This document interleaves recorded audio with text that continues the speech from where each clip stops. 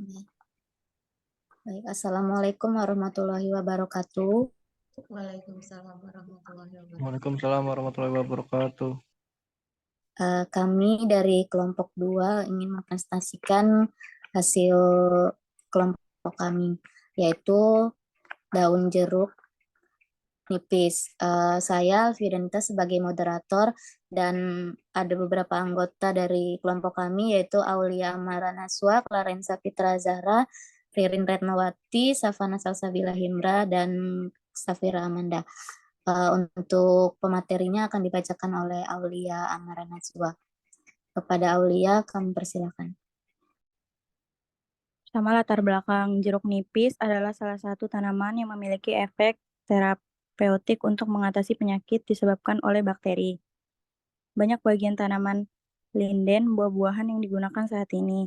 Ada banyak dalam buah jeruk nipis digunakan sebagai obat batuk, ekspektoran, masuk angin, obat jerawat, peredam, demam, antipiretik, diare, anti radang, anti reumatik, antikoagulan, anti-infeksi, dan antibakteri. Penting untuk melihat potensi buah jeruk nipis sebagai antibakteri melakukan penelitian pada bagian lain dari pohon linden.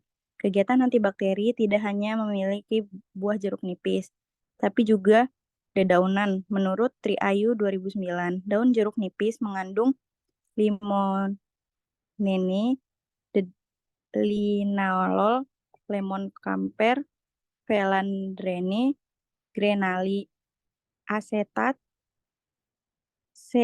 sadin, linalin acetat, asam nitrat, resin, mineral, vitamin B1, dan vitamin C. Lemonene dan linalol adalah senyawa aktif utama yang bertindak sebagai agen antibakteri, dapat mencegah pertumbuhan bakteri. Keuntungan menggunakan Simplicia daun sebagai bahan penelitian mudah dapat didapat dibandingkan dengan buah-buahan karena daunnya tumbuh setiap saat perajangan tahun. Terlepas dari jumlah daun pada tanaman, selalu lebih dari sekadar buah sehingga dapat diperoleh bahan dengan jumlah yang banyak, yang lebih mudah, serta persiapan Simplicia juga. Lebih mudah karena daun mengandung kadar air yang lebih rendah sehingga proses pengenangannya lebih cepat.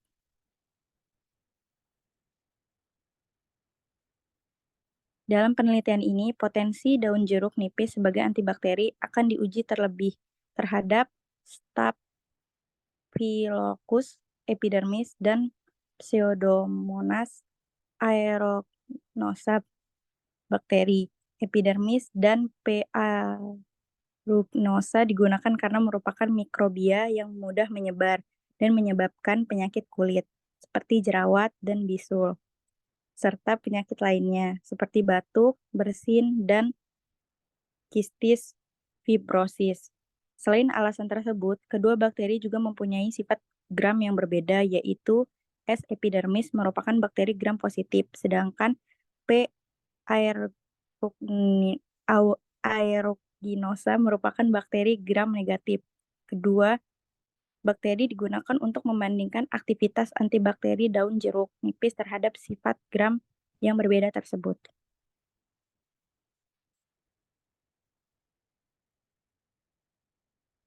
Klasifikasi daun jeruk nipis. Nama lokalnya daun jeruk nipis. Nama ilmiahnya Citrus aurantifolia Swingel. Nama simplicianya Citri aurantifolia folium.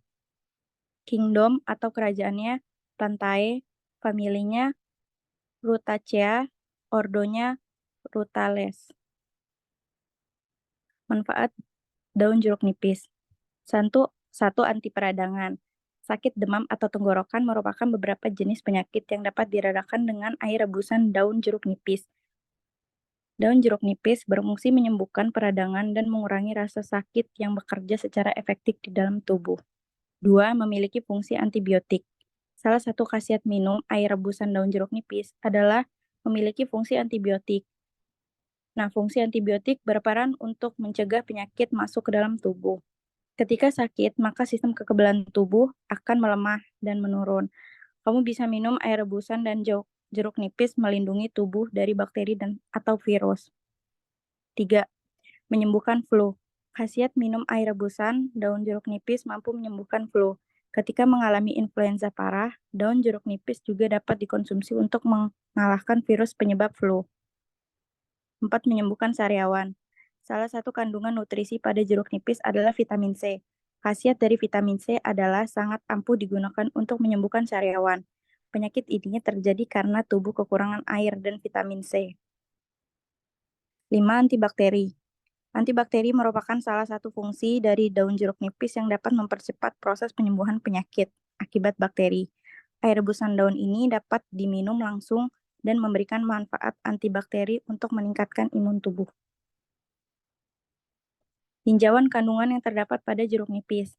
Daun jeruk nipis memiliki kandungan flavonoid, glikosida, saponin, tanin yang terkondensasi, proanatosianidin, dan plobatanin yang bermanfaat sebagai bahan antibakteri. Proses pembuatan simplisia.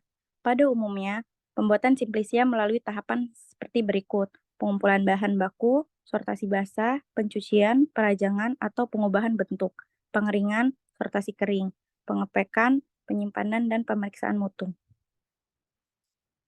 Pertama, pengumpulan bahan baku.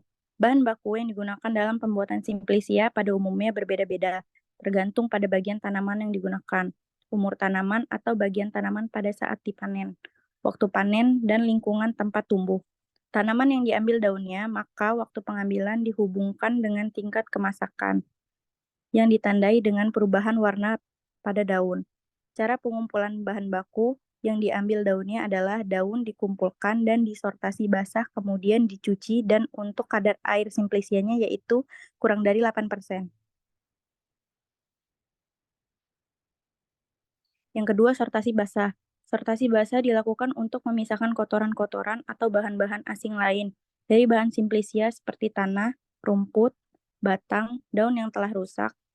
Tanaman mengandung mikroba dalam jumlah tinggi. Oleh karena itu, sortasi basah dilakukan untuk mengurangi jumlah mikroba awal pada simplisia. 3. Pencucian.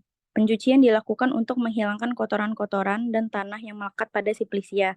Pencucian dilakukan dengan air bersih yang mengalir. Bahan simplisia yang mengandung zat mudah larut, air pencucian dilakukan dengan waktu yang singkat. Menurut Frazier, 1978, pencucian sayuran 1 kali dapat menghilangkan 25% dari jumlah mikroba awal. Jika pencucian dilakukan sebanyak 3 kali, jumlah mikroba yang tertinggal hanya 42% dari mikroba awal. Pada proses pencucian, tidak bisa menghilangkan semua mikroba karena air yang digunakan juga mengandung sejumlah mikroba pada simplisia daun, karena sebagian jumlah mikroba biasanya terdapat pada permukaan bahan simplisia. 4. Perajangan atau pengubahan bentuk. Perajangan atau pengubahan bentuk. Perajangan bahan simplisia dilakukan untuk mempermudah proses pengeringan, pengepakan, dan penggilingan. Perajangan dapat dilakukan dengan pisau atau dengan alat mesin, sehingga diperoleh irisan tipis atau sesuai ukuran yang dikehendaki. Semakin tipis bahan, maka semakin cepat proses pengeringan. Tetapi semakin tipis perajangan, maka zat yang berkhasiat akan mudah menguap juga, sehingga mempengaruhi komposisi, bau, dan rasa yang diinginkan. Penjemuran sebelum perajangan digunakan untuk mengurangi pewarnaan akibat reaksi antara bahan dan logam pisau. Pengeringan dilakukan dengan sinar matahari secara langsung selama 1 hari. 5. Pengeringan. Tujuan dan proses pengeringan adalah untuk mendapatkan simplisia yang tidak mudah rusak, sehingga dapat disimpan dalam waktu yang lebih lama. Dengan pengeringan, maka mengurangi kadar air dan menghentikan reaksi enzimatik akan dicegah penurunan mutu atau merusak simplisia. Air yang masih tersisa pada simplisia akan menjadi media pertumbuhan kapang atau bakteri. Hal-hal yang perlu diperhatikan selama proses pengeringan adalah suhu, pengeringan, kelembapan udara, aliran udara waktu pengeringan, dan luas permukaan bahan. Pada pengeringan, bahan simplisia tidak dianjurkan menggunakan alat dari plastik selama proses pengeringan bahan simplisia. Faktor-faktor tersebut harus diperhatikan sehingga diperoleh simplisia kering yang tidak dapat mudah mengalami kerusakan selama penyimpanan. Pada dasarnya, dikenal dua cara pengeringan, yaitu pengeringan alamiah dan pengeringan buatan. 6. Sortasi kering. Tujuan dari sortasi kering adalah untuk memisahkan benda-benda asing seperti bagian-bagian tanaman yang tidak diinginkan dan pengotoran-pengotoran lain yang masih ada dan tertinggal pada simplisia kering. Sortasi kering dilakukan sebelum simplisia dibungkus untuk kemudian disimpan. 7. Pengepakan dan penyimpanan. Simplisia dapat rusak, mundur, atau berubah mutunya karena faktor luar dan dalam, antara lain cahaya, oksigen, reaksi kimia, intern, dehidrasi, penyerapan air, pengotoran, serangga, dan kapang. Dan simplisia disimpan di tempat yang kering, tidak lembab, dan terhindar dari sinar matahari langsung. Jenis kemasan yang digunakan dapat berupa plastik, kertas, maupun karung goni. Bahan cair menggunakan botol kaca atau guci porcelain, menggunakan peti kayu yang dilapisi timah atau kertas timah. 9. Label. Label produk adalah bagian dari pengemasan sebuah produk simplisia yang mengandung informasi mengenai produk penjualan produk. 2. Label merek adalah nama brand yang diletakkan pada pengemasan produk. Terima kasih. Kemudian untuk daun rambutan yang akan dibacakan oleh Safira Amanda. Untuk PPT-nya judulnya Simplisia daun rambutan, Bu.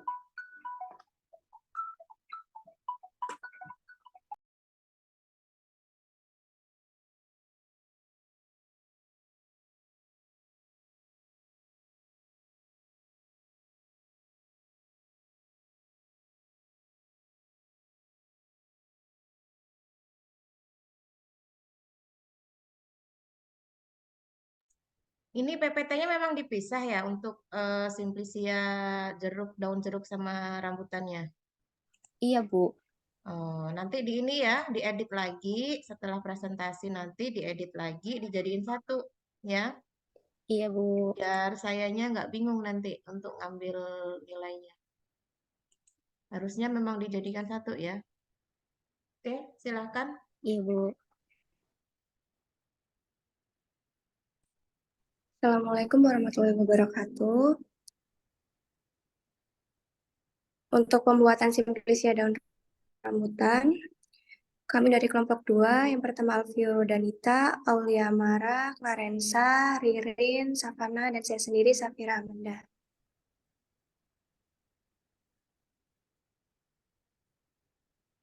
Next, Bu.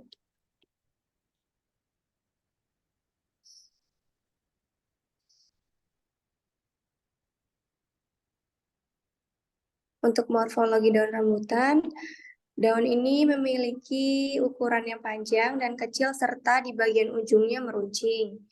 Daun dari tanaman rambutan ini berjenis majemuk yang berselang-seling. Perlu diketahui kalau daun tanaman ini mengandung minyak, hal ini dapat membuat daunnya akan mudah terbakar meski daun tanaman rambutan masih berwarna hijau. Tanaman rambutan memiliki daun yang disertai dengan panjang sekitar 7-20 cm dan lebar yang berkisar 3 hingga 8 cm. Untuk manfaat daun rambutan, umumnya diketahui diantaranya untuk mengobati diare, demam, flu, dan infeksi saluran kemih. Selain itu, daun rambutan juga dapat membantu mengurangi resiko penyakit kardiovaskular dan melindungi organ hati dari kerusakan.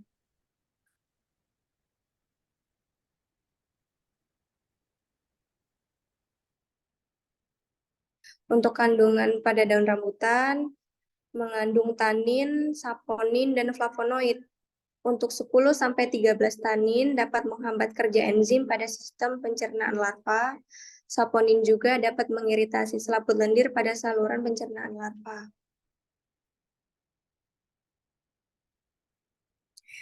Untuk proses pembuatan simplisia daun rambutan, yang pertama pengumpulan bahan.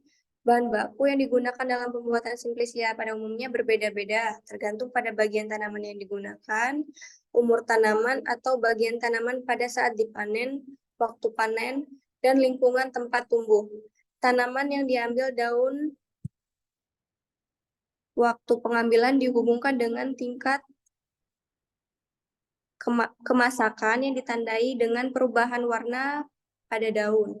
Cara pengumpulan bahan baku diambil daunnya, daun dikumpulkan dan disortasi basah, kemudian dicuci, dan untuk kadar air simplisia yaitu kurang dari 8%.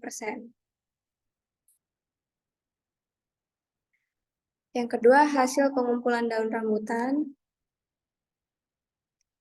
Yang ketiga, sortasi basah. Sortasi basah dilakukan untuk pemisahan kotoran atau bahan-bahan asing yang terdapat di simplisia daun rambutan, seperti tanah, rumput, batang, daun yang telah rusak.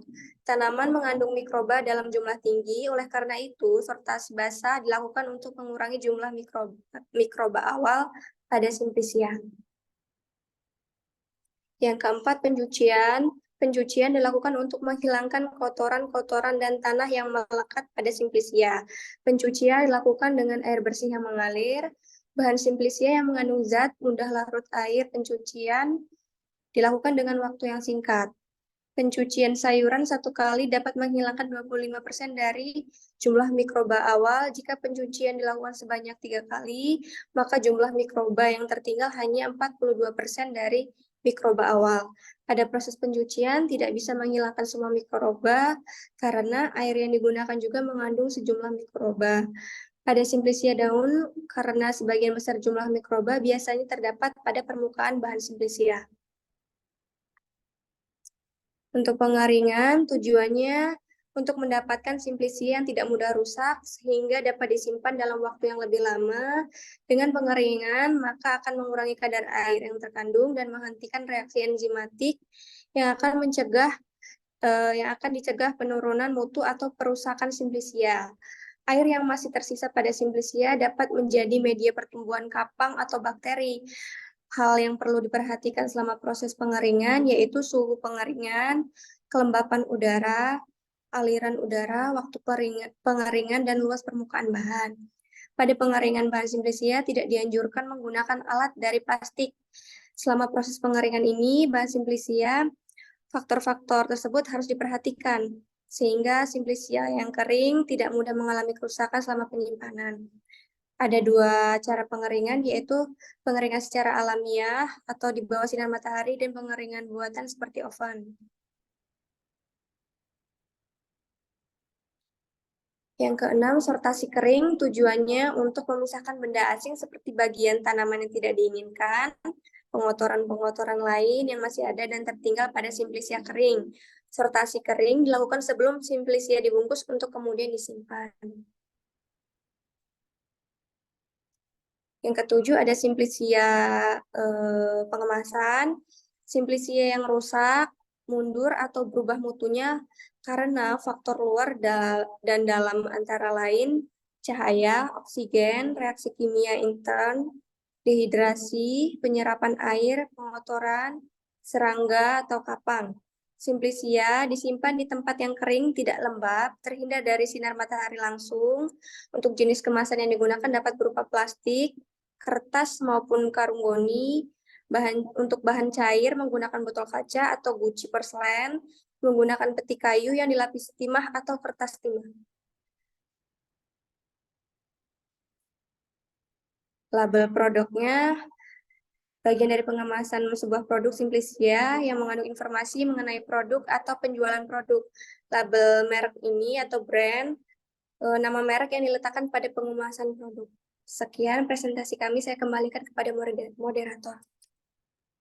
Baik, terima kasih Safira Amanda. Kepada teman-teman, jika yang ingin dipertanyakan, persilakan.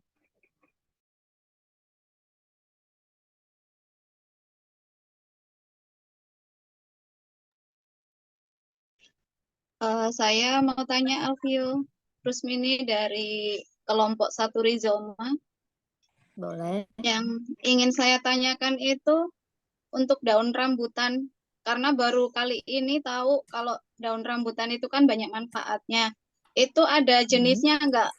Kalau daun rambutan, jenis rambutan itu kan macam-macam. Ada jenis tertentu apa semua jenis rambutan?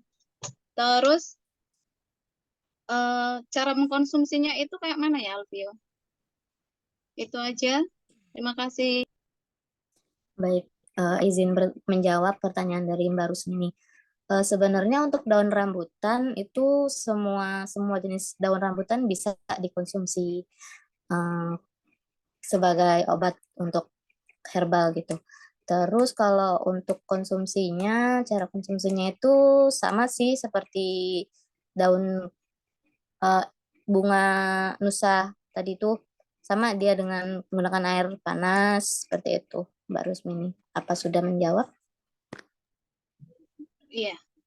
Bisa nggak itu ditambahin kayak semacam madu gitu? Bisa nggak? Bisa.